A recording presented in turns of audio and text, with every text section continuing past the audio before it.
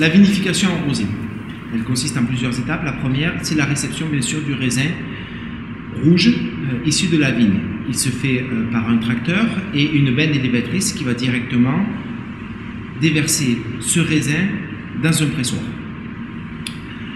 Le temps de pressurage est de l'ordre de 2 à 3 heures et durant ce temps de pressurage, il va déjà y avoir l'extraction de la couleur qui se situe sur la peau du raisin, la peau rouge du raisin, car la pulpe est blanche. Plus ce temps de pressurage est long, plus la couleur est importante. Si bien qu'en début de pressurage, on a des mous légèrement rosés, tandis qu'en fin de pressurage, on a des mous beaucoup plus colorés.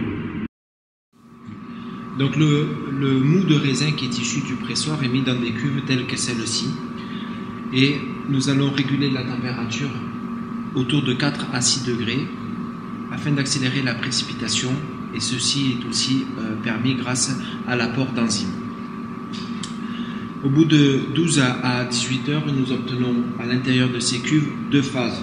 La phase supérieure ici qui va être constituée de jus clair et la phase inférieure qui est constituée de toutes les parties lourdes du mou et qui est appelée les bourbes. La partie claire est pompée et mise dans une autre cuve en inox, tandis que la partie inférieure, les bourbes sont filtrées sur terre et une fois que c'est filtré, sont rajoutées à la même cuve que le jus clair. Au cours de la phase fermentaire, nous régulons la température pour réguler la vitesse fermentaire et nous allons soit terminer cette phase fermentaire dans la cuve en inox, soit autour de 1050 à 1060 de densité, incorporer ce mou dans des barriques, de telle manière à ce que le vin termine sa phase fermentaire dans les barriques.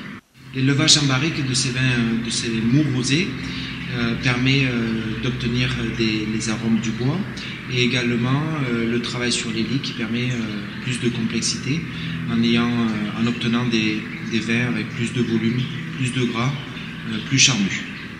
Ça permet de faire des rosés un peu atypiques, on pourrait dire des rosés d'hiver avec du corps et de la structure.